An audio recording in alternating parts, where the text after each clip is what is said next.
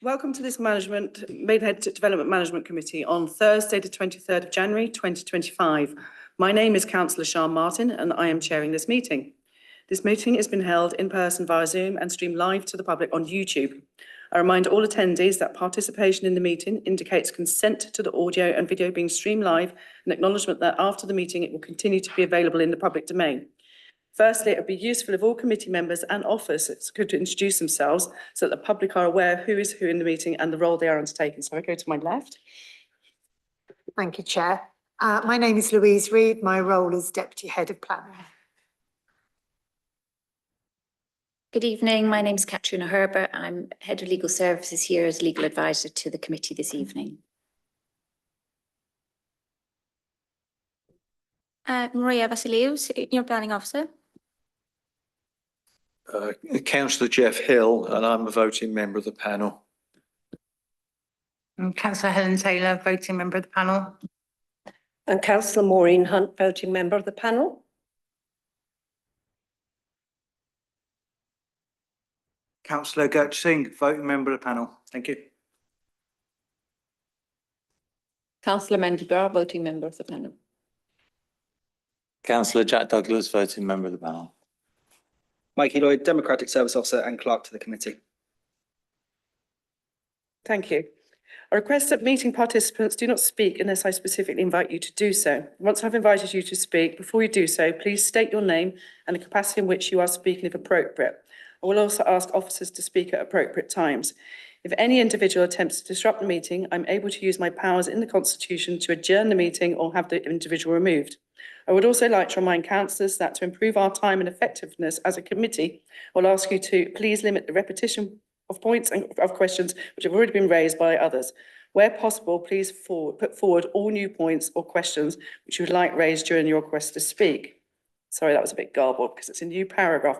So I will now start on the agenda items. Firstly, do we have any apologies for absence? Yes, Chair, we have a single apology tonight. We have an apology from Councillor Waters. Just note as well that we have had a note that Councillor Reeves is running late due to traffic. So should he not be able to attend prior to the beginning of the officer's presentation for the first item, he will be unable to vote on that item. Thank you. And do we have any declarations of interest? Councillor Douglas. Thank you, Chair. I've had an email from Democratic Services advising me that I should withdraw from the discussion on item 4 on the agenda, Bridge Clinic.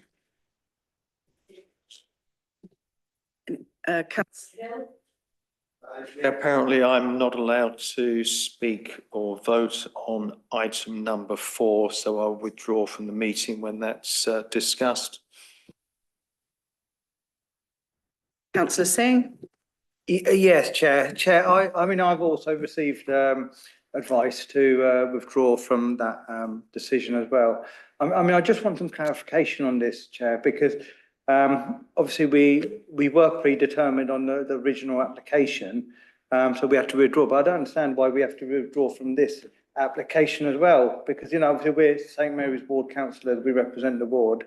And, you know, we would like to be sat on the panel, but I just want clarification. Why is this protocol being used? Thank you. Of course, Councillor Singh. So yes, as with best practices, as it is a deferred item, obviously we go back to when this item first came in the September meeting. At the time, as you correctly said, you declared that you were predetermined on the application at the time and left the room. So as best practice, with the item now coming back to the meeting, we should only have councillors that were involved in the voting of deferring the application to vote on the coming back of the application, if that makes sense.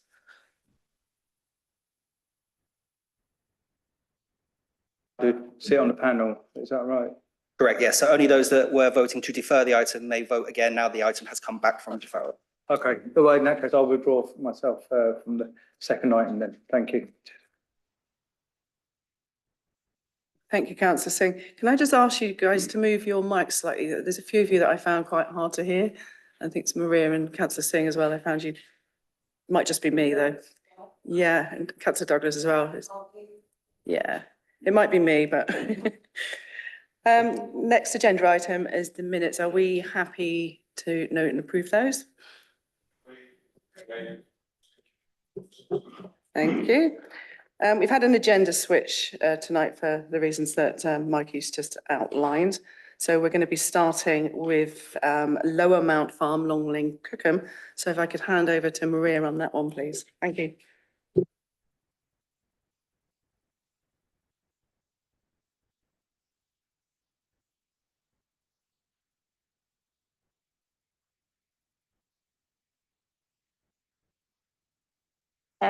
The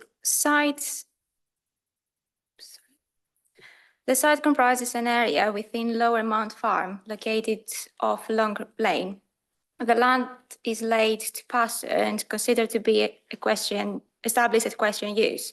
The site can be seen within the location plan on the screen. The wider site, as depicted by the blue line, is enclosed by tree line along its perimeter, and the established stable building is shaded light green on the plan. The application seeks planning permission for the erection of an outdoor menace with post and rail fencing. The proposed menace will comprise an area of unvegetated and unsealed surface covering 2,400 square meters. The menace will be enclosed with post and rail fencing measuring 1.4 meters in height. This slide shows the proposed post and rail fencing. And this slide shows the proposed layout of the equestrian arena, which will measure 40 meters by 60 meters. Whereas this slide shows the cross-section of the equestrian arena and notes the proposed materials. Moving on to some photographs, it will be clear that the surrounding area is predominantly rural in character.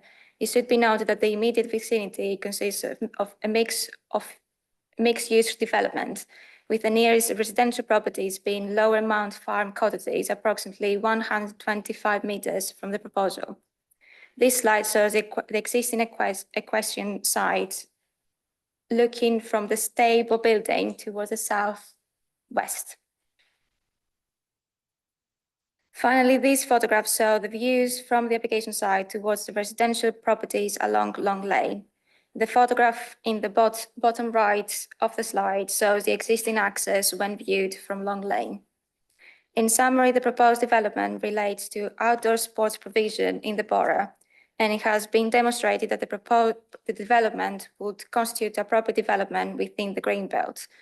Furthermore, the proposed development will be of a form which will be in keeping with the character and appearance of the surrounding area, will not result in unacceptable harm to amenities of surrounding properties, will not result in acceptable harm to highway safety in the surrounding area, and subject to recommended conditions, will not result in harm to the protected species. Furthermore, associated biodiversity enhancements will be secured within the recommended conditions. The application is therefore recommended for approval, subject to the satisfactory completion of an undertaking to secure an on-site biodiversity net gain, and with a condition listed in section 13 of the committee report.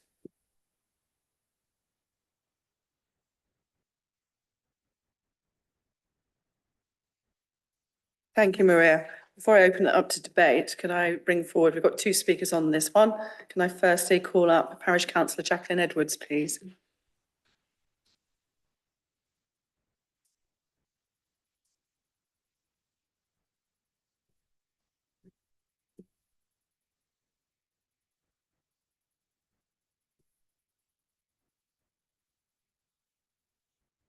I'm Councillor Jacqueline Edwards and I speak for Cookham Parish Council. I wish to bring the following points to the attention of panel members. The proposed menage is at the edge of a narrow rural area between Cookham and Maidenhead, identified as contributing strongly to the purposes of the green belt, should thus be a priority for protection. Although equestrian uses are permitted development in the green belt, any harm to the green belt should still be considered in a decision, as evidenced by the recent upholding of this panel's rejection of the proposed inappropriate equestrian development on Warners Hill, Cookham. Panel members should be aware that we have recently become aware that the property history on the RBWM planning website for this application omits to include the following relevant applications for this site. 17015434, change of use of agricultural land for the keeping of the horses, refused in 2017, and 1702-729, a second application for the same change of use. This latter application for grass livery only was approved in 2018, despite the then planning officer's recommendation for refusal on the grounds of inappropriate intensification of use of the site, increased vehicular movements and lack of parking provision. I also understand there are two further omitted applications, one refused and one permitted for the stable nearby to the proposed menage. The officer's report for the current application for a menage on this site, section 6.1, is therefore significantly incorrect in stating there is no relevant planning history relating to this site. Given this, the members of the panel may wish to consider whether it would be appropriate to delay consideration of this application. The property history does show there are multiple applications and developments in this area, which show a progressive redesignation of greenbelt agricultural land and buildings to other purposes, including storage, distribution, retail and industrial, thus progressively eroding the function of the greenbelt, particularly in limiting urban sprawl and ensuring the separation of neighbouring settlements. There are also multiple examples in Cookham of equestrian buildings and associated equestrian developments being repurposed for dwellings. Given the above circumstances, and taking on board some comments in the planning officer's report, we wish to request that the panel members require the addition of the following two conditions to the proposal. When the menage is no longer required, it's removed and appropriately disposed of, and the area which it occupies is returned to equestrian grazing land to preserve the openness of the greenbelt. And the second condition, that the use of the menage is restricted to solely by the horses stabled on the site.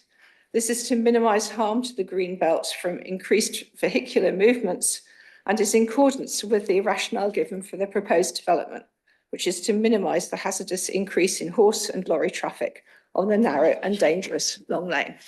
Thank you. Thank you, Councillor Edwards. Can I bring up the next speaker, please? Emma Brinkworth.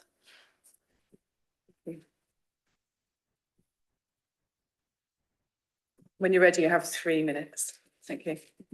Do I need to press anything? It's already on. Okay. Thank you, councillors and chair, for allowing me to say a few words in support of this application. My name is Emma Brinkworth by Brinkworth Livery and Rehabilitation, and I am the applicant for this application and the operator of the equestrian yard at Lower Mount Farm. I grew up on a farm in Devon and I've been riding horses from a very young age. I have a first-class honours degree in animal science from the University of Reading and I'm also a British Horse Society accredited professional coach. I'm very local to Cookham, living on Cockmarsh, and have lived in this area for 12 years. I have 2 children who go to school locally in Bourne End. The equestrian stables at Lower Mount Farm are fully occupied with a waiting list, and the proposed outdoor menage is desperately needed and being requested by my livery clients, some of which are here with me tonight. An outdoor menage is a common and very important part of an equestrian facility to safely exercise the horses. It is particularly important in the autumn and winter months when the paddock grass growth shuts down, mud arrives and the off-site roads are more slippery. It is also important through the summer months when the ground is too hard and impacts the horses' joints. This menage would provide a controlled environment on a level, drained, professional sand and fibre surface, unaffected by the inclement weather. Exercising horses on wet, slippery ground is unsafe for both the horse and the rider. Equally, as mentioned above, exercising on hard ground can lead to strains, sprains and injuries. This means that it's incredibly beneficial from a welfare point of view as well. There are a large proportion of young riders at Lower Mount Farm, so from a safety aspect, a menage is of the utmost importance to us. To be clear, the proposal as set out in the planning officer's report is for a sand and fibre surface menage, not a rubberised surface and without any floodlights, so the concerns of Councillor Brar and the Parish Council are adequately addressed. We have positioned the menage in a logical location 95 metres away from Long Lane at its closest point and adjacent to the yard and stables. There is also well-established landscape screening along Long Lane and established landscape screening to the south and east of the menage. There is also a mixed scrub planting proposed as part of the scheme, which would deliver landscape enhancement and 11% biodiversity net gain. The planning officer's report has clearly confirmed that this proposal is appropriate development in the Greenbelt, that it would be in keeping with the character and appearance of the area, and it would not harm the amenities of the surrounding properties and not result in unacceptable harm to highway safety. There are also no objections from any residents to this application. I hope that the councillors will support the planning officer's recommendation to approve our application. Thank you. Thank you. Before I open this up the floor, there's a few points there that you might want to raise. I haven't got any speakers at the moment on the floor, so is there any points you wanted to address from the comments there just now? Oh. Or anyone else is free to speak as well, of course. Thank you. Well, I was just going to mention were the two conditions that were raised, and I think they're probably relevant to mention at this stage prior to debate. With regard to or when the menage is no longer used, it reverts back to agricultural use.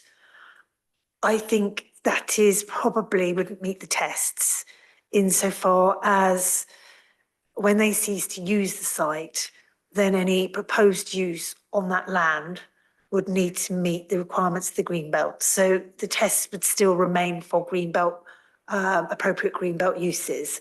So to then restrict it in that way would be onerous and unreasonable in that there's no demonstrable reason why we would do it to revert back to agricultural. On the second one,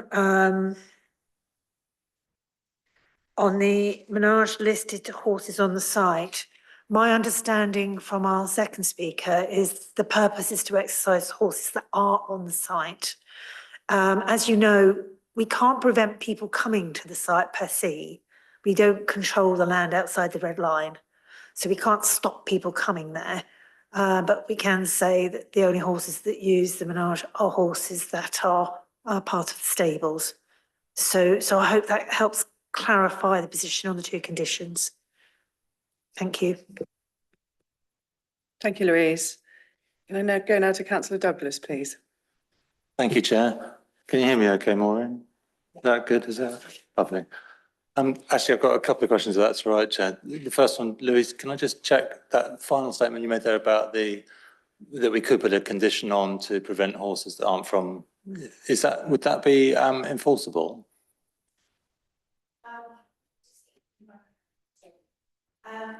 We can't stop people coming to the site with their horse boxes. That's not something we can control. It's outside of the site. It would almost be, it'd be very difficult to enforce other horses using the menage as well, insofar as, given the size of it, I doubt that there would be many horses occupying it at any given time. It'd be very difficult for us to enforce who's coming and going, which horse belongs on the site, which horse doesn't. And it would require us in enforcement terms to monitor it to an extent that would be beyond the capacities that we have at the moment. So it's not really an enforceable condition. In that case, we can't impose it really, because don't all conditions we impose have to be enforceable? They have to, that's one of the tests, it's enforceability. So it's not impossible to enforce, but it is a bit like the hotel restaurant that opens onto the street. You know, you can't limit it to members in the hotel because you can't manage who's coming and going. And it's the same issue here. There's a little bit more visibility in that people would be arriving with horse boxes. But in terms of enforcing, when you're looking to enforce, it needs to be clear that there's a breach and that breach is causing harm.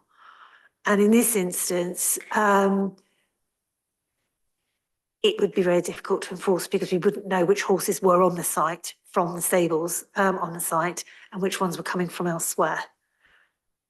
So I do understand the concern raised by that. There's a limit to what we can control here. Thank you. Can I carry on, Chair? Is that okay? Yeah, you can come back in. Thank you. A couple of quick questions then, please, Louise, or for the planning officer. First one, I think an easy one. Can you confirm that further planning permission would be necessary before any future lighting was installed? Yes, they'd need planning permission for that. Yeah. So my next question is about the potential for a rubberised surface. Yeah, thank you very much, Jackie, and Emma as well for introducing the item. The applicant's made it clear that there's no intention to install a rubberised surface. But my question is about whether they could do so in theory without further planning consent, unless we condition that. It can be conditioned, but it's a material change, so it would be a different type of surfacing with a different impact. So it would still be works being carried out in the same way that if you put hard surfacing down in the green belt, that requires permission. If you want to be absolutely clear, we can request that any change to the surfacing is submitted to the local authority for consideration and for our approval before any changes are carried out. But I think in terms of the rubberised surfacing, I think that would require a planning application. Understand, okay, so it would require a full planning Yeah, application it's anyway. because it'd be a material change. What they're proposing at the moment is to put down gravel and with sand on top. Silica sand and fibre Yeah, surfaces. which is fairly standard practice, I Yeah. think, for this type of use. Which of course is natural, pourable and very easy to remove. That's great, thank you, that answered my question, thank you, Liz. Thank you. Can I bring in councillor Bra, please? Thank you, Chair. Just wanted to query a couple of things. On 6.1, the officer's saying there's no history relating to this site. But in front of me, I've got in 2017, 2 application numbers which were refused on this site. So why was this missed out from the actual? So I can give you the application numbers if you needed them.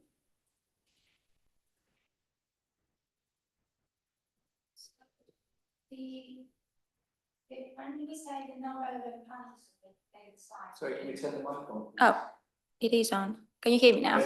We couldn't hear you. Oh. Yeah. So when we say no relevant planning history to the application site, we mean no planning history within the red line.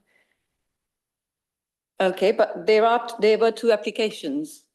Application number 17.05 for 01543, 2017, then 17.02729, which was applied for change of use from agricultural land to keeping the horses, but it's not been mentioned in the report anywhere at all.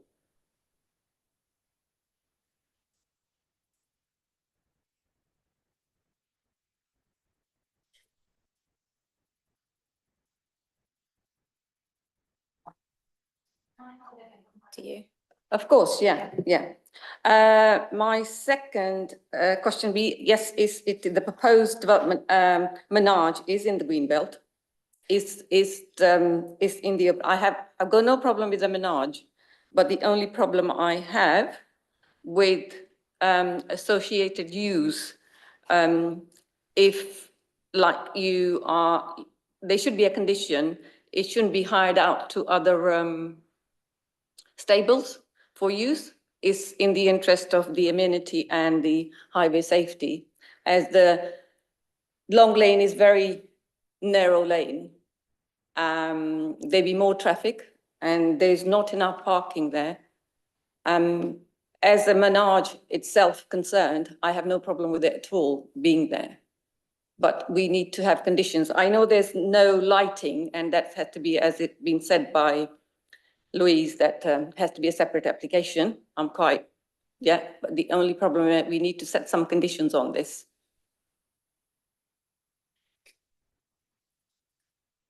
Can I hand over to you on those points, Louise? Yeah. I think one of them might have been covered already about the coming and going, but if you could clarify. Thank you, Chair. In terms, I'll start with the conditions first off. The conditions do need to meet a number of tests. And in terms of this, in terms of the conditions that have been put forward, it would be my view that they wouldn't meet the tests in full. They might meet some aspects. There's six elements that need to be met. And I think in this case, they might meet a couple of them, you know, relevant to the site and so on, but they wouldn't meet some of the really resounding ones, such as enforceability. Because you have to think, how would you go around and enforce these conditions? And also, are they reasonable? Are they proportionate to the scheme? And some of them are not proportionate or reasonable in terms of the general proposal in its own right, and others just aren't deliverable, such as the enforcement side of it. So, you know, if there's particular aspects you want to discuss in terms of the conditions, that's fine. Moving back to the 27, 2017 refusals. Yes, there were refusals back at that time. But what we're looking at today is the application in front of us. And I think in terms of the report, what the officer has said is what applications are relevant here. No, Where are they relevant? And that's what she's been looking at in No, terms it of the says there's Benage. no relevant planning history on this site. All I'm trying to say, there is. So why hasn't been mentioned in the report? That's my question. What would be considered here, the application in front of us is for an existing use that wants to use part of its site as a menage. I hope I'm pronouncing that right. Menage, rather. What we're looking at today is this menage use, well, not use because the overarching use is already there, but is the development of putting up post and rail fencing and some gravel and sand surfacing acceptable in the green belt. I'm quite happy with that. So in terms of that, yeah. those previous planning history isn't relevant to the application in front of us today, which is why the officer has said they're not relevant to this. Because the use is already existing. Yeah. As we look at it today on its own merits. Okay. Can I just bring in Maria as well? She's. Thank you. I just found the answer to Councillor Pratt. Sorry.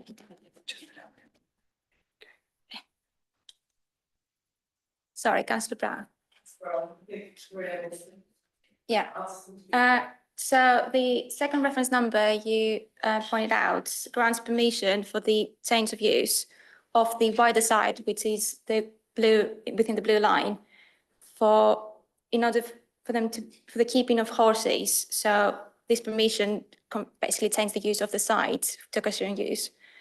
I believe that the system did not pick up the full planning history because of the different location address points in the system. I believe it was in the same location.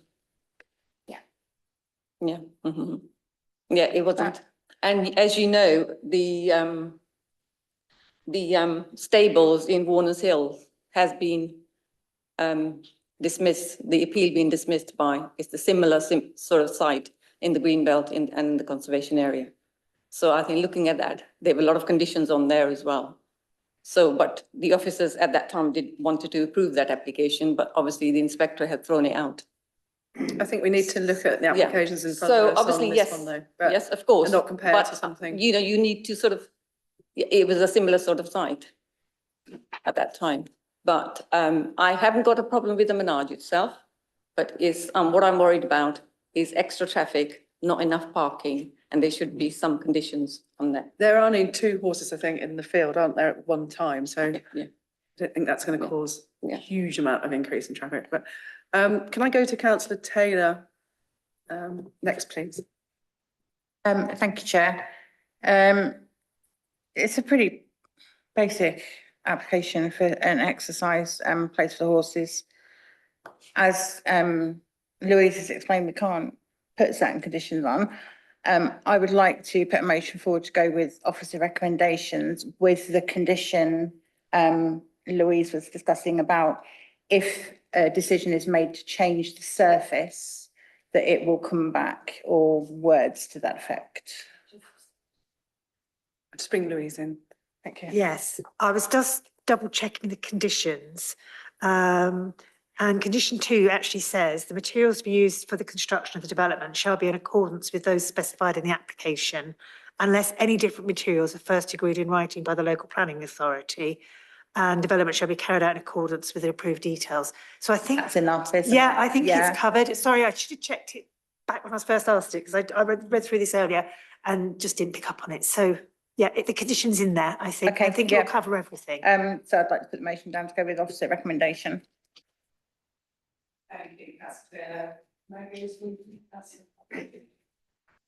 Yes, thank you.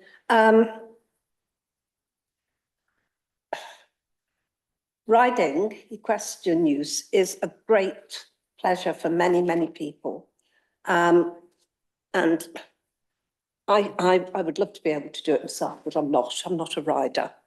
However, I can fully appreciate this. I appreciate what the parish council have to say. And The surface is fine with me. It's well laid out, the materials to use, which has been now clarified by the officer. The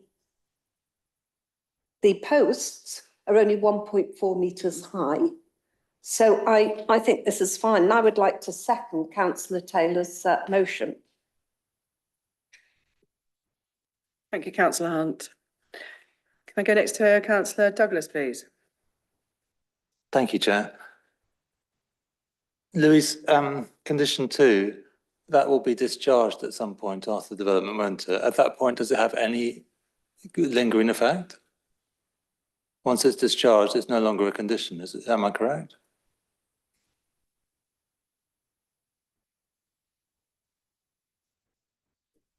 I'm just rereading it through just to double check for you. So the materials used for the construction shall be in accordance with those specified in the application, unless any other materials are first agreed, and then development shall be carried out in accordance with the approved details. What we can there add is and maintained thereafter as the last line of it and So- that takes it forward for, if they want to change it, they'll have to come back and ask for it in writing. I'd like to give Helen the opportunity to add that to her motion. Yeah, does that sound okay to you? And then maintain thereafter. And that then carries it onwards, if that helps. Are you happy with that, Councillor Taylor, to be added to your motion? Thank you. May I make one more point? Is that okay, Chair? I support the motion, I think, in the balance of what I've heard tonight, but on the subject of relevant planning history, I do have a little concern about the wording that we've got in the report, echoing what Councillor Breyer said.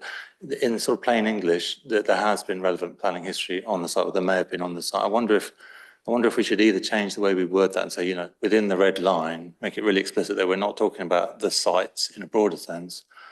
There is no relevant planning history in the exact location of this red line, or alternatively amend our processes and cast a wider net when we're looking at what really is a relevant planning history. Because in sort of normal perception, this is one site, or the site is larger than just the menage here.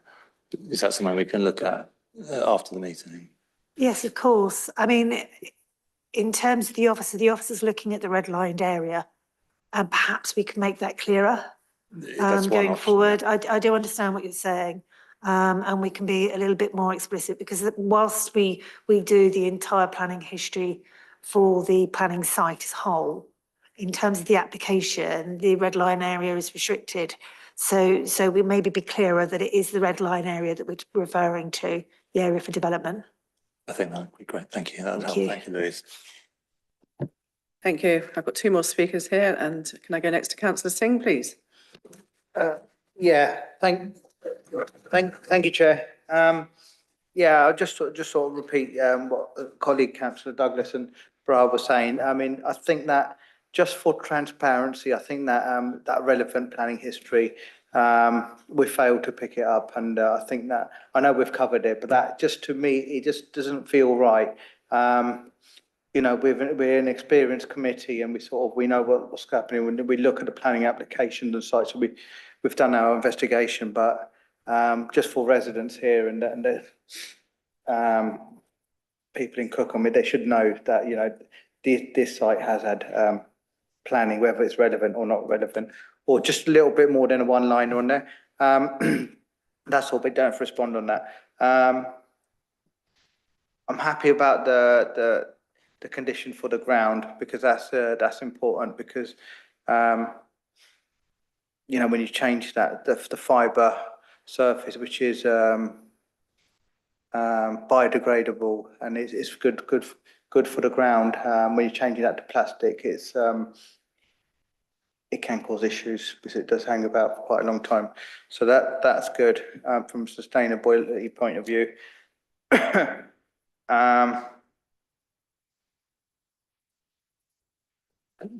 rest up, sorry. It's got an established equestrian use on the site, so I get the green belt concerns, but there's not an intensification there. I don't really see much wrong with this, really, to be honest with you. I did have concerns about the lighting, but there's no lighting proposed. I know there's been objections, but if we need light, if they need lighting, that will come back to committee to be determined. So I think it's a sensible application. There's a need for stabling and menage and this sort of equestrian facility in the area. I was on the application when there was another larger planning application in Cookham for stables, and I know people are desperate to have them stables there. So yeah, I'm happy with this at the moment. So I'm happy to support the motion that's been tabled. Thank you. Thank you, councillor Singh. Can I go to councillor Hill, please? Yeah, thank you very much for calling me to speak, Chairman. I think it's all been said. I was going to second councillor Taylor's motion. I won't speak for very long. I think it's a very good planning application and understand where everyone's coming from about the surface. So yeah, I'll vote in favour of it, or with officer recommendation. Thank you. Thank you, councillor Hill. I have no more speakers, so I think we're good to go to the votes. Thank you, Chair. Yes, so we have a motion on the table which has been proposed by councillor Taylor, seconded by councillor Hunt. It is to go with officer recommendation, which is to grant planning permission on the satisfactory completion of an undertaking to secure an on-site biodiversity net gain and with the conditions listed in section 13 of the report, with an amendment to the wording of condition number 2. So with that, I would take a vote where the councillors are for granting permission, against granting permission, or abstaining from the vote. Councillor Bra. Councillor Douglas. Councillor Hill. Councillor Hunt. Councillor Martin. Councillor Ghosh Singh. Councillor Taylor. That's unanimous, Chair. The motion carries. Thank you. So anyone's in the public gallery for this application, you are free.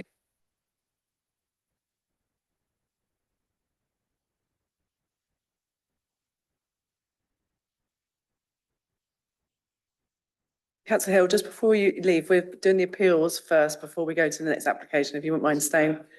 We're doing the appeals first, so if you wouldn't mind staying for that bit, and then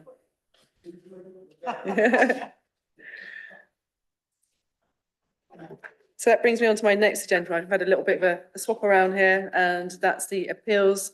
Are we happy to note those before I move on to the next one? We're all happy. Thank you. Councillor Hill, you can.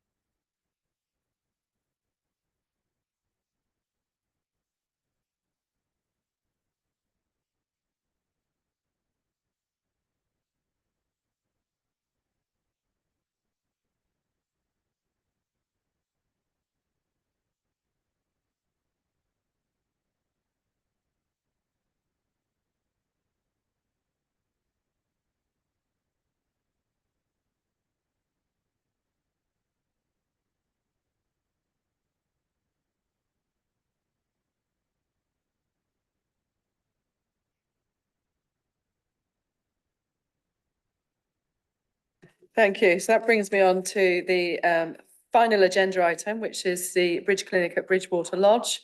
So if I could hand over to Maria to present that one, please.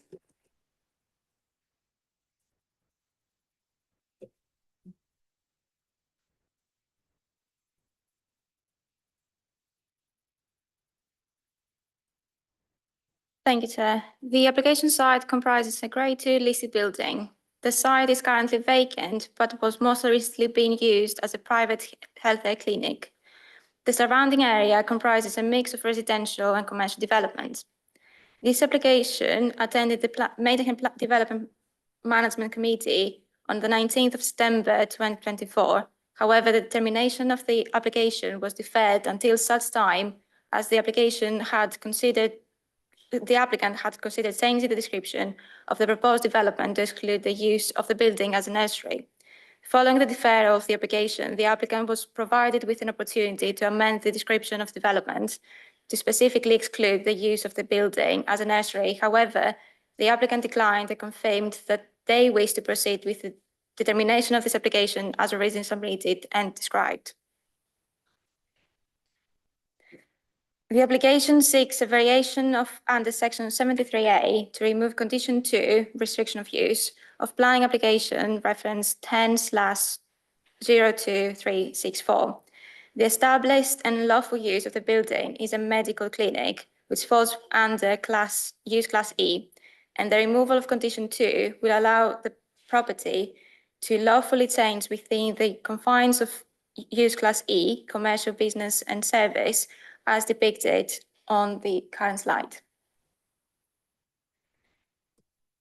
These photographs show the access road within the site, whereas these photographs show the parking area to the rear of the site. Finally, these photographs show views facing the front of the site. In summary, officers remain of the view that it has been demonstrated that other Class E uses would not result in unacceptable harm to the amenity of the neighbouring properties, and there would appear to be no clear justification as to why the circumstances of this property are sufficiently different from other properties, such as to warrant exclusion from national permit development rights. Moreover, the continued use of condition 2 will not be precise or reasonable in all respects. The application demonstrates that the removal of this condition will not have an acceptable impact on highway safety and will not increase flood risk. Moreover, the proposal will preserve and enhance the character and the appearance of the building and wider conservation area and the special interest of the listed building. It is therefore recommended that these minor material amendments to planning permission reference 10/02364/4 is granted subject to the conditions listed in section 13 of the committee report. Thank you. Thank you, Maria. Before I open this up to debate, we have two speakers on this one. The first speaker, can I call up Ian Wallace, please? When you're ready, you've got 3 minutes.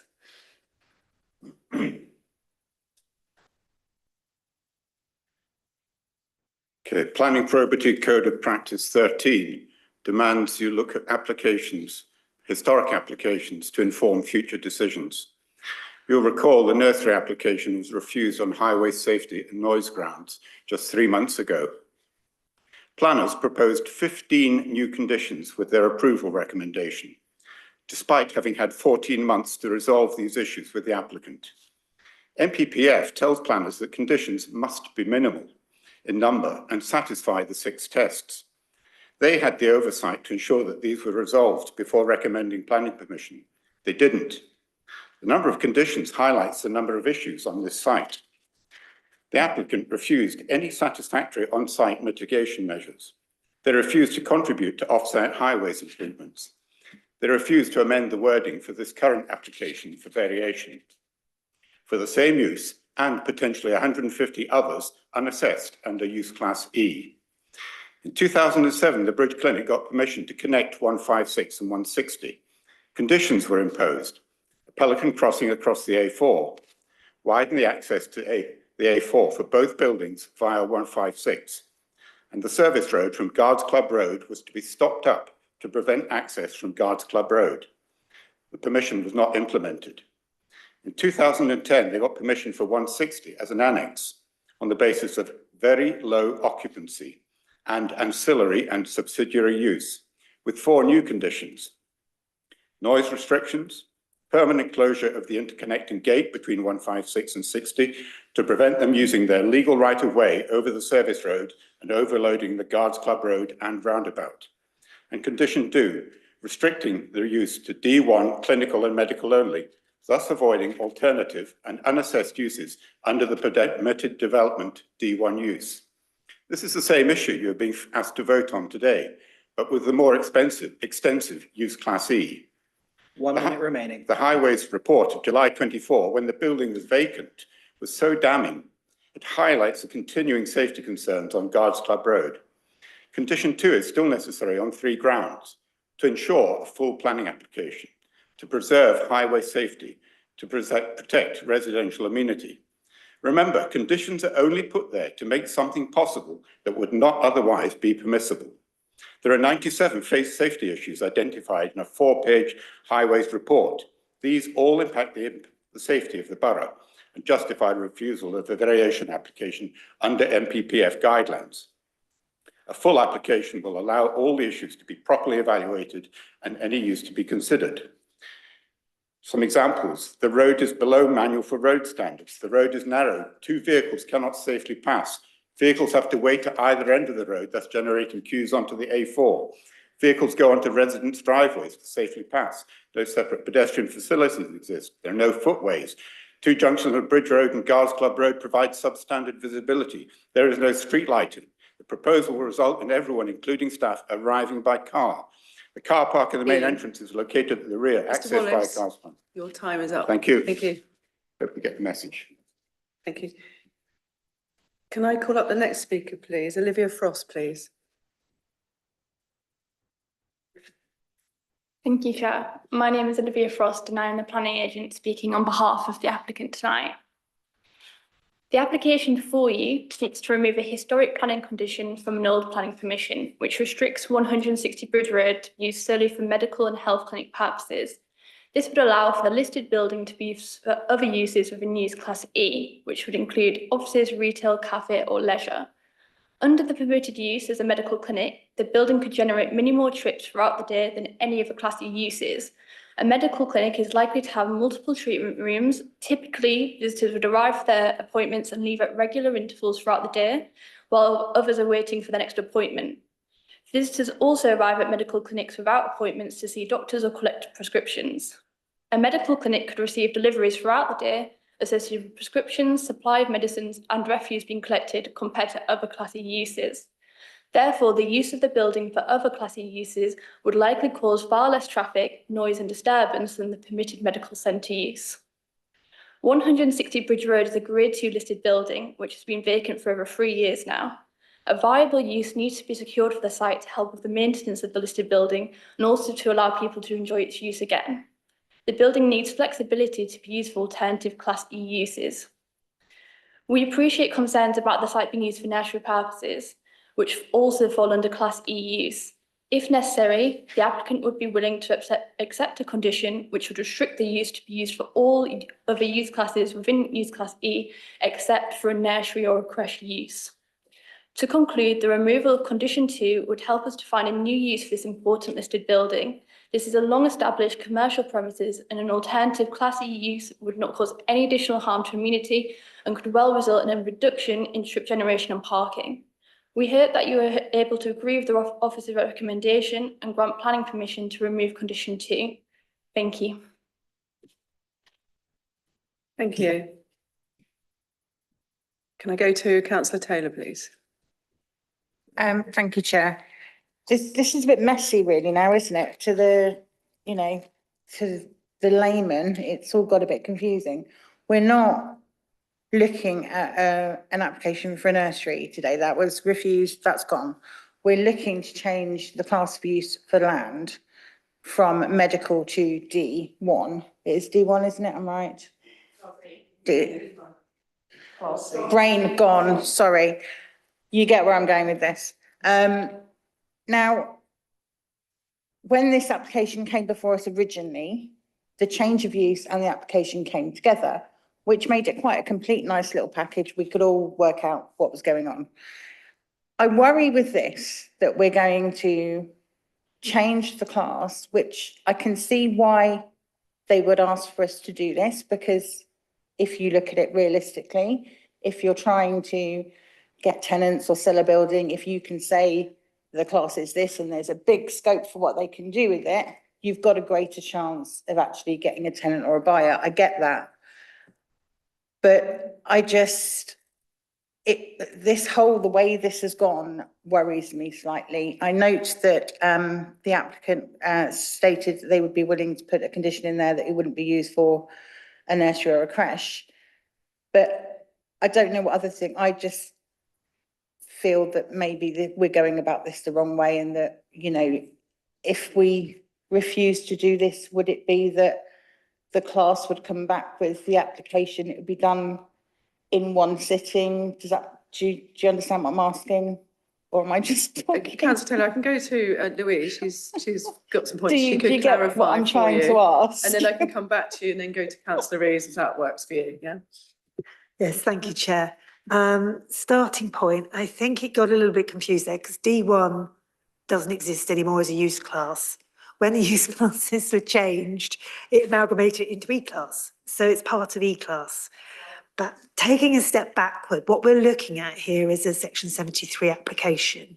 And the purpose of the Section 73 application is to either amend or delete. They've asked for a delete condition here, but it's either to amend or delete a condition. We have to think about what the purpose of that condition is. What is it doing? Why is it there? Is it still serving its purpose? Or should we delete it because it's not serving its purpose anymore?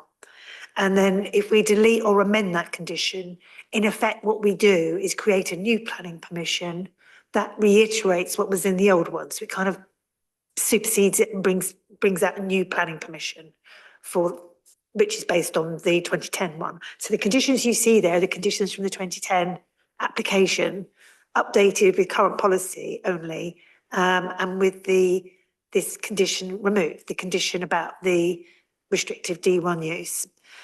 To give a little bit of context on this, we have looked at this in some detail and we can't find where the justification for that condition came from.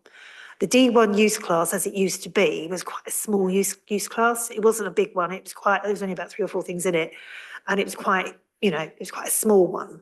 Why they restricted it is unclear. It's not in the officer's report. It's not really setting out why that condition was placed on the application in the first place, on the permission rather.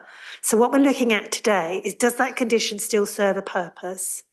Or is the applicant right in asking for it to be deleted because it's no longer serving a purpose? If the condition is deleted, then what would happen is that the use would fall within, because the D1 is now within the E-class, we would then be looking at E-class use for the site. Does that make sense? I'm probably making it more confusing than it already is. The applicant, when they spoke just a moment ago, said that they would be willing to accept a restriction on the use to remove nursery, so all E-class except nursery. So rather than a removal of the condition, it's an amendment to the condition. However, what I would keep in mind, and I think this was something that was a little bit different with the previous consent, is that the other conditions are being carried forward from the original consent, which includes condition 2, which talks about existing background noise. So the noise emitted from the site shall be lower than the existing background level, and there's measurements in there to make sure that we can enforce that from an environmental health point of view and from a planning point of view. There are already restrictions on noise. Mention was made of highways and parking, but again, what I would say with that, when we're looking at deleting this condition, have we got evidence to suggest that the existing use creates significantly less traffic than any other use in E-class? I mean, the reason they were all put in E-class was because it was considered by government, they all have similar impacts, that they are compatible with, residential use nearby and so forth, unlike, industrial use. So I hope that clarifies it a bit. But if you want to ask any further questions, please do so. Thank you. Councillor Taylor, do you want to come back? Go ahead. Did I see a slide in there somewhere that had all the Class E? Could you put that back on? Can't find it in there. Is it? Been scrolling up and down. Can't see the wood for the trees. While Maria's finding Here we go. Oh, she's got it. Okay. So currently it's empty, isn't it? So what you were saying about the condition with the highways, the traffic and the noise and stuff, highways and parking would automatically be considered when a full application came back to us anyway. And so would noise in effect, because that's something we look at anyway.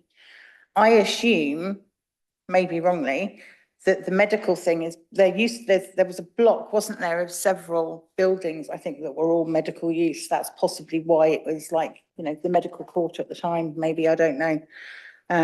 But yeah, I'll let others speak. Thank you, councillor Taylor. Can I go to councillor Reeves, please? Thank you very much. So yes, I looked at the Class E classifications and understand about the D1 now falls within that because that's obviously under Class E subsection E, which is the provision of medical and health services. So essentially it's already wrapped into that. And what the proposals, I understand it, is that they want to obviously extend into the further uses within Class E. It was interesting though to hear from the public speaker from the applicant to say that they are willing to actually remove it, because if I remember rightly, I did note previously that they actually initially in the application said they weren't going to remove it. So is that like a change of heart suddenly, like in between like us being presented with this and now coming before us? I maybe I missed that, but it did say that they had refused to remove it. Can you give me a sense of the timing of where that is and why it didn't come in? Louise now, and then I can come back to you. Yeah, because there's something else I want to talk to you about as well. So just briefly there. We did ask the applicant, as per the member's reason for deferral, and our understanding was that they didn't want to change it.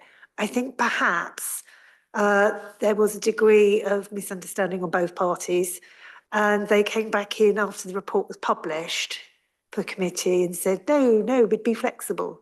So that's why they've raised it with you today. Obviously, we can only put before you the applicant, once it's published, we can only put forward the application as submitted. But if members were minded to put that change in there, that would be reasonable. I wonder if my colleague, Catriona from Legal Services, could perhaps provide a little bit more clarity on this for you. Yeah, if it can be put in as a specific condition, because they've obviously presented that to us. I just didn't understand why, I've seen it with other applications, we've had separate additional documents presented on top. Why it couldn't have been done as part of that? As an appendix, you mean? Yeah, as an appendix and an additional condition prior to the meeting and then. To this bit, and Catriona will discuss the limitations. Coming back to this is a section 73 application. So it's only about this condition. Yes. And whether it should be removed. And that's where I came back earlier and said, because there's no evidence to support the imposition of the condition that we can find, we can't find the justification for it. I think you might well be right. It might be a historical thing, but it's not in the report or anything to explain why that condition went in there in the first place. And there are no minutes to explain it or anything else. So we don't know why that condition exists in the first place that limited it within D1. Well, the old D1 as it was. So from that point of view, it would put us in a very difficult place to defend because we don't have the evidence to defend it. So in terms of it coming in as a deletion, because it serves no purpose in the current day and there's no evidence what purpose it served previously, that's a reasonable argument for deleting the condition. So it's not a normal application, it's a section 73. Yeah, no, I understand. So different type of thing we're looking at here rather than looking at it in the round. So that's why I think it's the absence here of information on our part that makes it a tricky one to look at. Had it been set out as a paragraph in the original report, we could have clarified it for you and made it much clearer, and it may well have said, yes, it's to do with the fact there's linked medical uses here, but it doesn't even mention that. So from our point of view, we don't know where it's come from. Yeah, I understand that element of it. It just makes it tricky in terms of that one condition. My only question was, I didn't understand, like, if it's obviously come before us just now, and I've taken that on board from the speaker, is I just wondered when it happened and, you know, the timing of it and why I know I've seen appendices added, you know, after publication of an application. So I just asked why we couldn't have put that in there. That was all. So yeah, you know, that's fine. I understand that. It was all a bit last minute. Okay, that's fine. Okay, yeah. I'm taking it on board. And Catriona. Catriona's just going to discuss the limitations. Yes. Thank you. Just members will recall the debate that you had last Yes. year when this matter was before you, with alongside the full application for the nursery. I wasn't around then at this authority, and I don't know if Louise was at that committee, but members will recall, and this is why it's important that it's the members that were involved in that initial consideration of the matter are the only members dealing with this as a deferred matter that's before you again this evening, is to think about your reasons around your concern in specifically around that nursery use, which is obviously you have the offer from the applicant. And in that sense, I think it would be lawful to make that restriction, but I think it's also members should be mindful of the reasons for that restriction, given the application as a whole is to remove the limitation on the medical use. So members will recall I'm sure their concerns around that and the debate around the concern about the nursery use. But do those concerns still pertain, given the officer's report that's before you this evening? Yep. Given what you've heard about Class C and the range of uses? Yep. So was there a specific, I'd throw this back to members, if I may, Chair, through you, to say, well, what would do you want to take up the applicant's offer of that restriction? Do you have good reasons to do that, given what you know about the site, what you've learned, the further report that's before you? Okay. Sorry if that's not a definitive answer. No, that's fine. But I It hope was it just a simple helps. question about why it was it, but like that goes on to what I wanted to talk about. I'm very clear about why I was obviously part of that discussion and the original application, and therefore able to consider this fully and also vote on it. And as part of that, one of the main things I did raise, and it was myself that drove that, was talking about the noise issue and the concern about that. And that was one of the driving factors, as well as obviously we had a condition as well. There was an issue around the turning and the ability for cars to pass each other. And when we saw the original application and the plan, there was a lot of confusion about how they couldn't pass each other getting into the back of the site.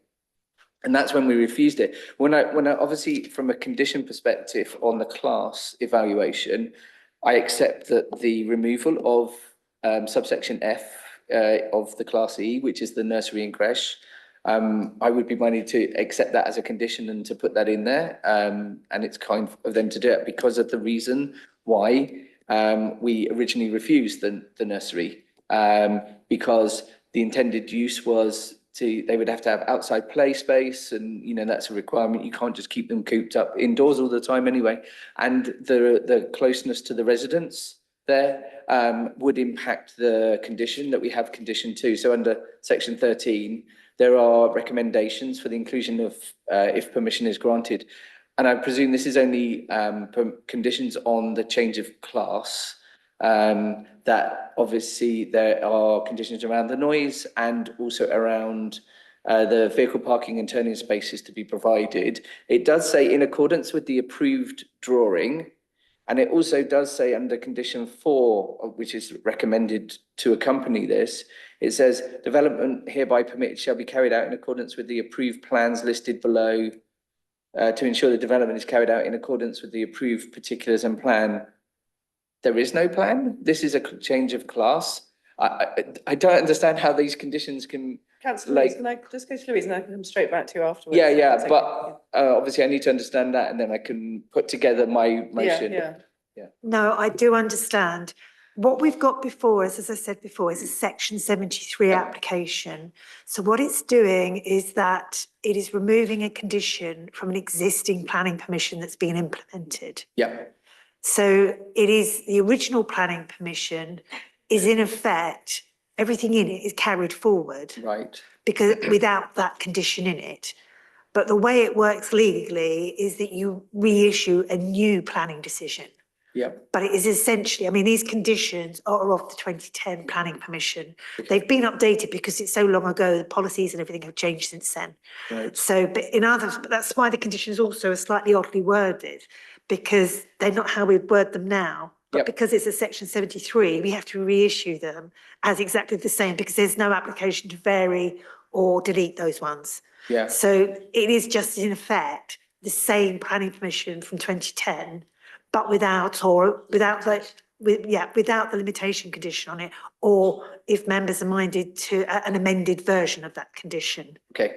Now I understand now where it says Yeah, plans. so that's why the plans It's are referring so to the on. plans of the 2010 application. And so all of the description there that says on condition of turning point, noise, etc., are basically referring Yeah. to the And plan if in I 2010. just clarify, if that restrictive condition wasn't there, if it didn't exist in the first instance, then the site could already be marketed for everything in Class E. Yeah.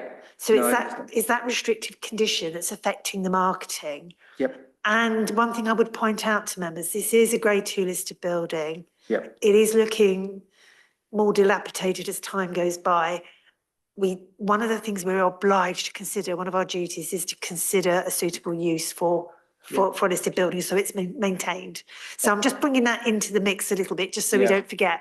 But yeah, it's not the same, it's a different scenario. We're really looking at the original 2010 application with an amendment or amended or deleted condition here. Yeah, no, I understand. Yeah, Now the does link that all back to make sense now? Yeah. Which I is why you understand. can't see anything, because it's all back from 2010. Sure, I understand. Thanks, Louise. I understand that when it mentions plans and approved and things, it's referring back to the original condition that was under 10, that they're maintained, and that is part of it. So that, when I read through that, that kind of alleviates my original concerns around obviously suitable turning, passing of vehicles, and also around the noise. And that would have to be associated with any new application. So if they were going to redesign the layout, or there'd be a significant change. We really do need to look at, and I have been considering about the fact that it is in a conservation area. It's looking obviously, run down. When we had the original application for the nursery, how much work would have to be go into it to bring it up to good use. And I think we have to try and support that and encourage business within the borough. That's part of our requirements as well. When I looked at the Class E, definitely, obviously, the creche and the day nursery and day centre, to me, seem to be very difficult to fit within the other conditions. So the noise and etc. and the movement. I accept the point about being a medical use, that there is traffic and there is multiple visitors in and out as well. But when I looked at Class E, all of them seemed to be obviously fairly suitable. I don't think that some of them will be used. It's not a good location for some of those uses. The obvious choices are some of the more like financial office-based type of environment. The only one I did have a concern about is the indoor sport, recreation and fitness one, which is under section D, because with things like that, you have a lot of people turn up at the same time. And that would have some impact on the viability of the parking, and also about the highways concern that have obviously been expressed by highways on the application. What I wanted to get to understand from you, if we obviously include that in the Class E, does that give them some form of carte blanche ability to be able to just go ahead, do it, and then it won't come before us about the consideration of the traffic and the movements of the traffic and the highways issue? I think You're good to get Triona, yeah? gives clarity here. Thank you. Just very quickly, just to confirm that, to take up your point about highways, councillor Reeves, because there's no highway comment on this application. We're dealing with the officer's report that's before you this evening in relation to the removal of this restriction. Yeah. So there's no highway concerns or comments in regard to other Class E uses. And is that because of the section 73 limitations on what the requirement is to view a reclassification? I mean, if that's the case, it just feels weird. Like we could effectively just, if we agree this, it feels like they could just come along and just put up a sports facility there, and then there wouldn't be any consideration for the issues around the highway, which is the concern we had with the original application for the nursery. Yeah, I was just going to come in there. Firstly, keep in mind this is a listed building. It will still require listed building consent for any internal works. So you're saying it still has to come back before us then? An application would need, a listed building consent application would still need to come in for any use if they're going to change the internal layout, which almost certainly they will. Okay. If they do any external works, Okay. it's not residential, they don't have permitted development, they would require planning permission for that. Okay. So, you know, so a lot of the uses would require something coming in any event. I think the other thing to keep in mind is that we do, I would say, just as an aside, having seen the floor plans for this building several times, I don't know that it lends itself to a leisure use very much, a gym or anything else. Yeah. It's very much individual rooms and so on, rather than larger spaces, which is what gyms you normally like to use. They like to take over old open plan offices and things like that. Yeah, no, I get that. So it's not really, I'm not saying they wouldn't do it, but it'd be very limited. Okay. And then I'd bring you back to the condition 2 that was placed on the original consent back in 2010, that we're bringing forward again, because we're required to under section 73 on issuing the new decision, which is around the control of noise levels. Yeah. So, and actually that condition is pretty tight, really, even though it's quite old. It is saying that it should be lower than existing background. And that there are measurable quantums that we have to operate by, or they have to operate by. So it's measurable, so it's enforceable. Yeah. No, I'm satisfied with the noise element and the condition on that, and that seems very suitable. It's within 1 meter of like as well. So I've read all of that and considering all of that, and also about the use. So you've clarified for me that if they have to change the layout, I personally would be satisfied that no recreational sports facility or fitness area could actually just take that building as is and utilize it as a facility. It just wouldn't work. So that would come before us. So on that basis, I would be satisfied and put forward the motion that we were to allow the change of classification on the condition that it removes the subsection F of Class E, which is the creche nursery use, and also obviously we're carrying forward those conditions that are mentioned under section 13 as well, which are already in there. So that's my motion put forward. Can I just bring Catriona? May I just for the minutes and for the record to clarify your reasoning in relation to the restriction? The restriction for first of all, I'm taking up the offer of the applicant who have actually offered that as a condition themselves. If you want me to also put on the rationale behind why I'm accepting that offer, I'm not sure I understand, but I will put it there, is because I was part of the original, when I reviewed the original application, and it doesn't meet the tests that are already existing under the conditions. So I wouldn't be satisfied that would be a suitable proposal for its use. And so that's why I'm accepting their offer. Is that Thank you. suitable? Just to I think that's going to link back to members' earlier decision to refuse for nursery use. Yes, which I was on, and I actually voted to refuse it. So that's the reason for accepting that additional condition. It's to show our consistency as well. Yeah. Thank you. Yeah. Can I go next to Councillor Hunt, please? Thank you. Yeah, I've got big concerns on this one, quite frankly. Class C, the amount of businesses that can carry on through Class C in the numerous rooms in that building. I mean, how many rooms are there? So you can imagine whatever businesses, they can have all different small businesses, not just one. And say there's approximately two people in each office.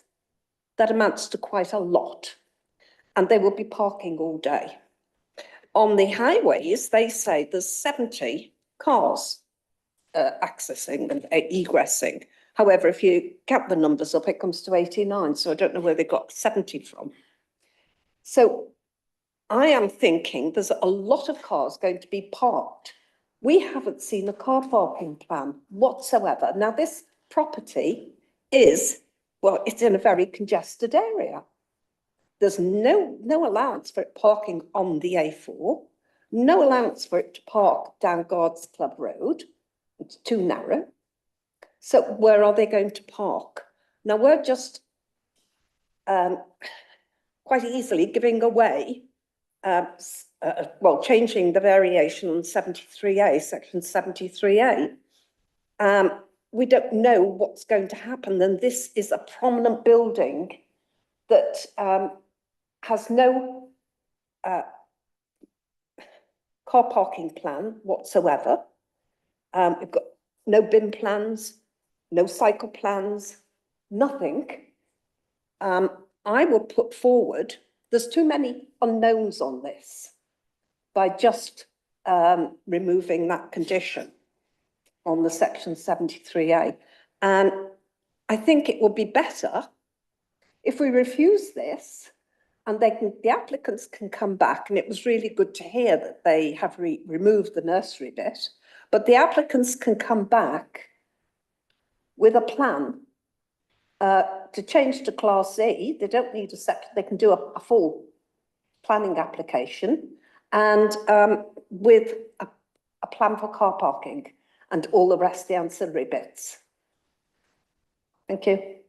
Thank you, Councillor Hunt. Can I just bring in Catriona? Might answer some of your questions. Thank you, Chair. Just to clarify, just for members, because it isn't, and just to continue what Louise has been explaining. So this isn't a full planning application where members would be used to seeing plans and a lot more detail. There is an existing planning use at this site. That's that class. That's a Class E planning use, which is the use class under the planning rules and regulations that superseded D1. So there is this application is not for a change of class. So members need to be very, very clear about that. Just to reiterate that point. So this is not about going from one class to another. The use that exists now falls into a wider class, and that was a change at national government planning policy level, I believe, to encourage economic development and make it easier for uses to change within that class. So that's not what this application is about. This application is about removing the restriction which restricts the use to a medical clinic. So just to be very clear about that, if that assists. So sorry, Chair, to finish the point, the fact that there aren't any plans around car parking and anything else, it doesn't detract from this application as being a valid application to remove the restriction. Thank you, Catriona. Did you want to come back, Councillor Hunt? The issue is, it's the removal of the condition. That condition keeps the property in situ, the status quo as is at the moment. Without that condition, it will be totally opened up with no car parking plans whatsoever. And this is a problem, big problem I have.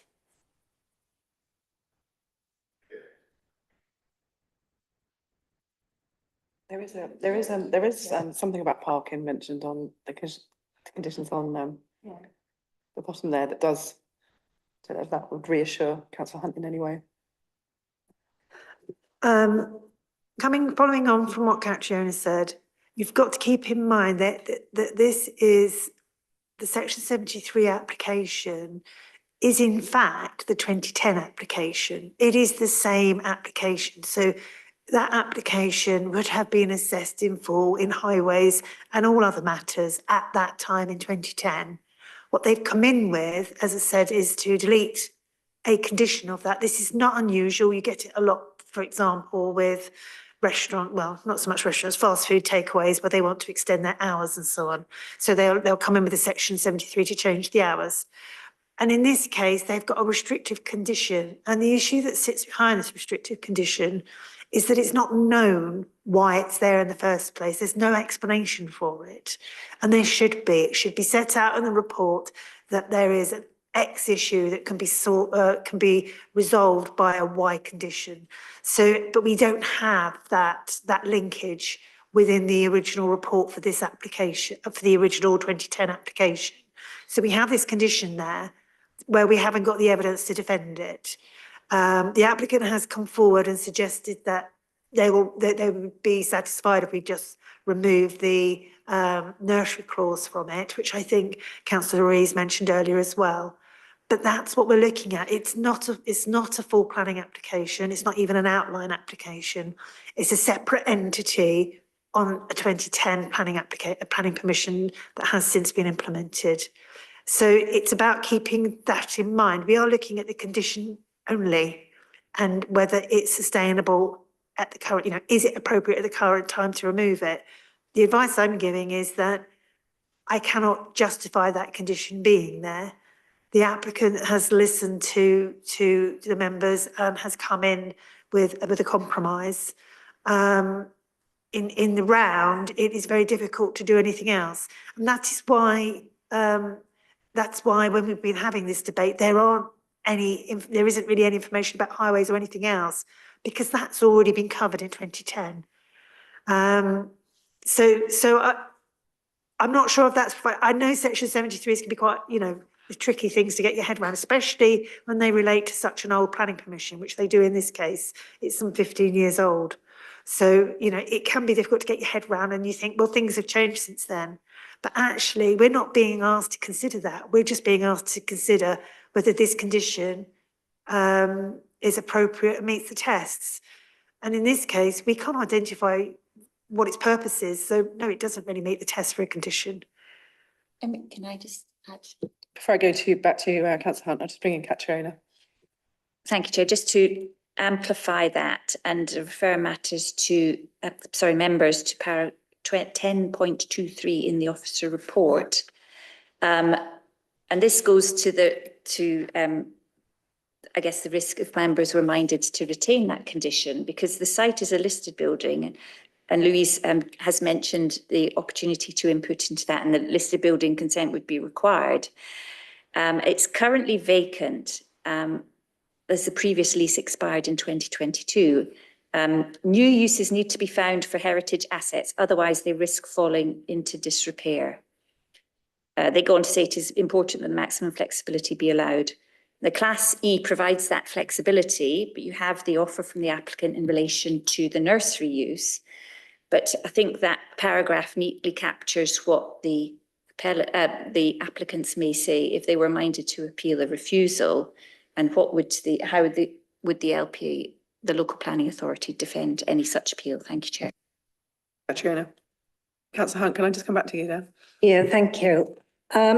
Have we looked at the application 10.02364 to see if there was a parking plan on that? Because otherwise we're giving carte blanche to the use of this building with no planning for car parking whatsoever, no planning for the waste materials, no planning for cycling. And quite frankly, what was the point of us even listening to it if there's nothing we can do? Why are we here? Catriona, can I just bring you back in? It's the section 73, isn't it? Yeah, this is a deferred matter, so it's deferred from the committee last year in relation to the applicant being given. It was called in. It was called in initially, thank you. But the applicant members wanted it deferred for further consideration by the applicant in the context of their application. But with all due respect to Councillor Hunt, she's missed that this is not, there's no detraction from this application around all the matters that you've listed, and I understand that you have concerns in that regard, but all of those matters are contained within the current existing lawful use of this site. It already has the albeit restricted Class E use as a medical clinic. So all those matters are not before you this evening. It's not within your jurisdiction this evening to make a decision in relation to that, because there's an established lawful use and an extant permission, which contains one restrictive condition, and this application is to remove that restrictive condition. Thank you, Catriona. Could I now go to councillor Taylor, please? Thank you, Chair. Can I ask, Louise, if I may? Given what is covered in the new class we're looking to put this in, is there anything that they could do with that building under permitted development that would not come to this panel?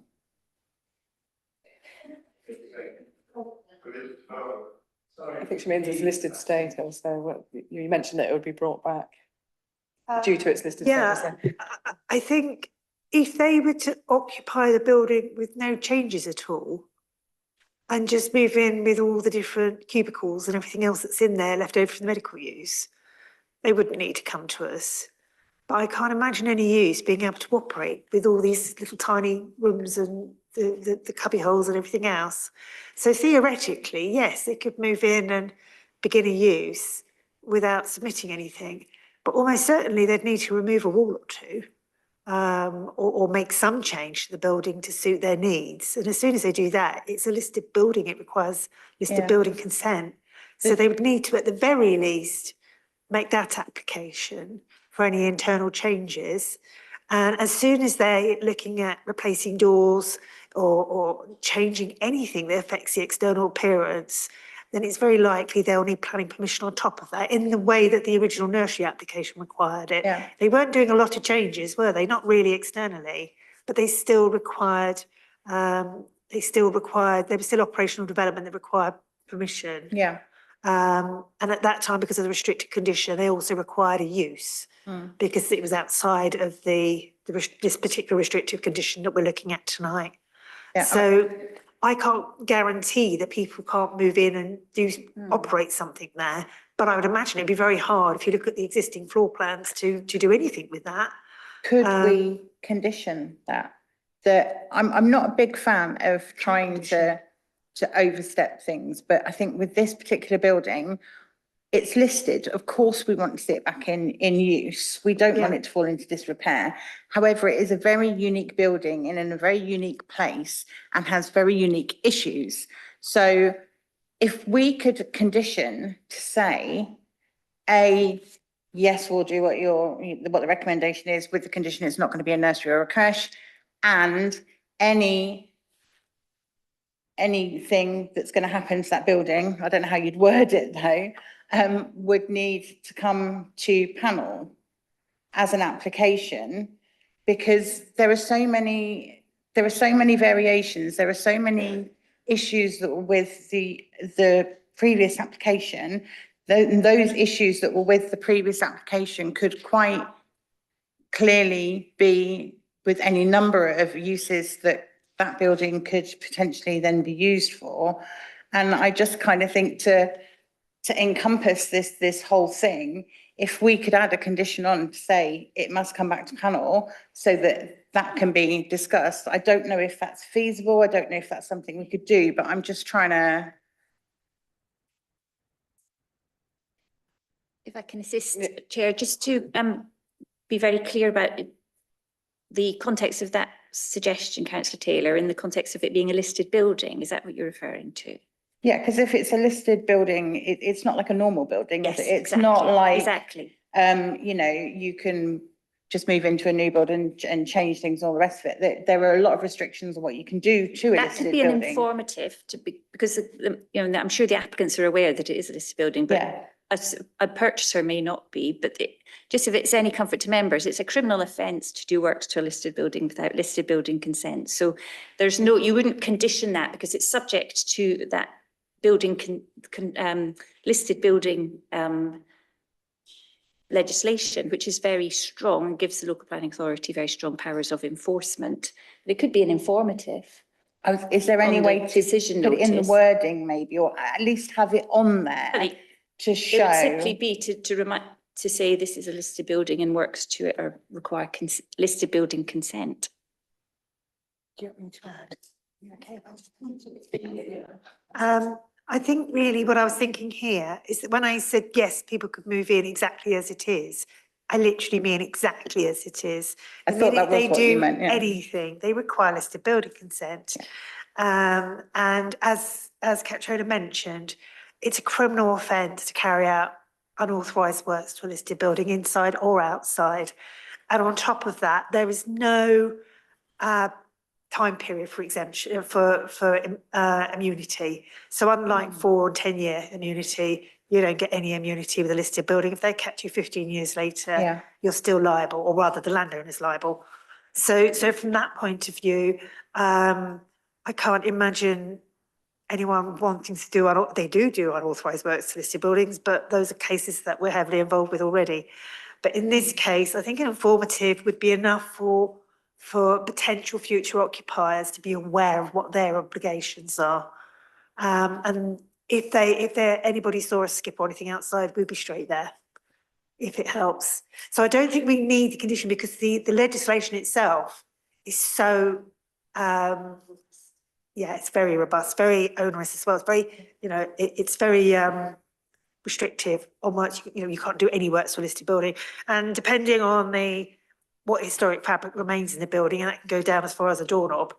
If there's original doorknobs in there, that can be affected too. So could we do that? Could we put an informative on? And if so, councillor Rees, would you be happy to add that to your motion? Yeah, I mean, if it's felt that that's okay to do so. Personally, I don't think we need it, and I didn't think we needed it because we're protected by the legislation of listed building. If you advise that is a possibility to, and that falls within the remit that we can do, then I'm fine with it. We can put it on as an informative, if only because site ownership might change. Fine. And obviously they would be looking up the consent when they get the planning history through a search. Yeah. It would show up at that stage that, they should be able to pick up. It's listed as first thing that comes up on a local land search. But yeah, it's a reminder, a prompt for them to do what they need to do. And I'm fine with that. I'm happy to second the motion. Sorry, I was on the queue. Is that, shall I continue? Can I talk? Yes, so just looking at this, I've looked back on all the planning application history as well. And just to answer Councillor Hunt's concern, where she mentioned, and what I originally raised about the concern around the conditions and how the plans, it said about, no part of the development should be occupied until vehicle parking turning space has been provided in accordance with the approved drawing.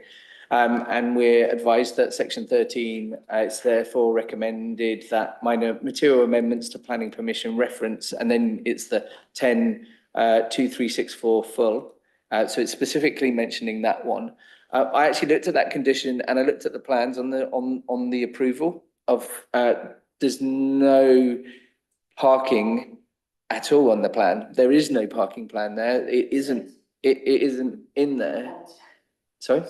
There's 18 car parking spaces on the application 10 stroke whatever. Thank you. Okay, I just looked at the plans, so I appreciate that. Thanks, Councillor Hunt. Yeah, so I couldn't find it, so I appreciate Councillor Hunt's guidance towards that. So obviously there has to be the provision for that. So that resolves that one. The plans that I saw were for the actual building and the way it looks. I've also looked at all the history, and literally so many applications have had to come in. I looked at one of the current, a different application, and that was basically just to remove a chimney. There was one because they wanted to change a window and a wall. So I'm quite satisfied that actually those protections are in place, and it will have to come before us if any alterations have to occur. I've also looked through again all of the Class E uses.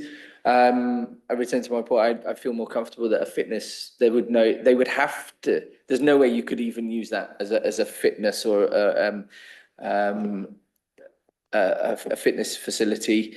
So I don't think that they would do that. And even if they did, strangely, it would come before us anyway, because they would have to make so many alterations to it. And included in that would have to be a traffic report and parking and highways. And so we can deal with it during that application. So I just wanted to make those points before we go forward to a vote on on my motion. Thank you. Thank you. I've got nobody else on screen. Councillor Brar, you did have your button pressed, did you want to add something? Okay. So I don't want to waste time. Okay.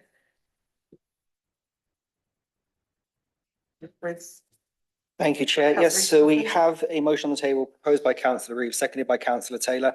It is to go with officer recommendation, which is effectively to commit for the committee to grant plan permission for the, sorry, just getting the wording up, for the seeking of the variation under section 73 to remove the condition 2, which is the restriction of use, but with the amended agreement to restrict the use for the creche nursery and the informative that Councillor Jones was talking about with the listed building use. So with that, I'll be asking councillors if they are for granting the condition or against granting permission or abstaining from the vote. Councillor Hunt. Yes. Councillor Martin. For. Councillor Reeves. For. Councillor Taylor. For. So it's 3 in favour, 1 against, so the motion carries, Chair. Thank you. That is the last agenda item, so that's the meeting closed. Thank you.